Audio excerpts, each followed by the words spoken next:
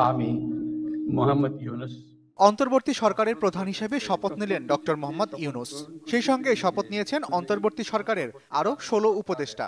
অন্তর্বর্তীকালীন সরকারের প্রধান উপদেষ্টা পদের কর্তব্য বিশ্বস্ততার সহিত পালন করিব।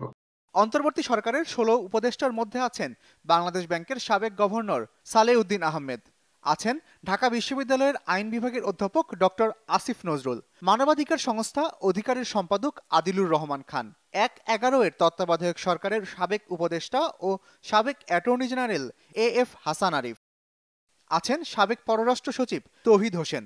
অন্তর্বর্তী সরকারের উপদেষ্টা তালিকায় আছেন সৈয়দা রেজওয়ানা হাসান, ব্রতির প্রধান নির্বাহী কর্মকর্তা শারমিন মুর্শিদ, মুক্তিযুদ্ধে অপারেশন জ্যাকপটের উপ অধিনায়ক ফারুক ই আজম বীর প্রতীক, সাবেক নির্বাচন commissioner brigadier general M Shakhawat Hossain, সাবেক রাষ্ট্রদূত ও পার্বত্য চট্টগ্রাম উন্নয়ন বোর্ডের চেয়ারম্যান সুপ্রদীপ চাকমা, জাতীয় মানসিক স্বাস্থ্য ইনস্টিটিউটের সাবেক পরিচালক অধ্যাপক ডাক্তার বিধান রঞ্জন রায়, ইসলামী আন্দোলন বাংলাদেশের শিক্ষা উপদেষ্টা আফম খালিদ হাসান, উন্নয়ন বিকল্পের নীতি নির্ধারণী গবেষণা উবিনিগের নির্বাহী পরিচালক ফরিদা আক্তার, গ্রামীণ ব্যাংকের সাবেক ব্যবস্থাপনা পরিচালক নূরজাহান বেগম আছেন সেই তালিকায়। ছাত্র প্রতিনিধি হিসেবে বৈষম্য বিরোধী ছাত্র আন্দোলনের অন্যতম দুই সমন্বয়কারী মোহাম্মদ নাহিদ ইসলাম ও আসিফ মাহমুদ সজীব ভুঁইয়াকেও রাখা হয়েছে ১৬ সদস্যের সেই উপদেষ্টার তালিকায়।